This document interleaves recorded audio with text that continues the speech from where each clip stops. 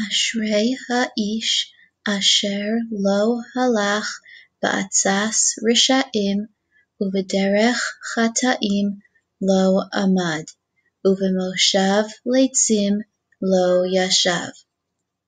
כי אם בשורש אדוני חפצו ובשורשו יגע יומם ולילה. והיה כעץ שסול על פלגי מים אשר פריו ייתן בעתו ועליהו לא ייבול. בכל אשר יעשה יצליח. לא כן הרשעים כי אם כמוץ אשר תדפנו רוח. על כן לא יקומו רשעים במשפט וחטאים בעדת צדיקים. כי יודע אדוני דרך צדיקים ודרך רשעים תאבד.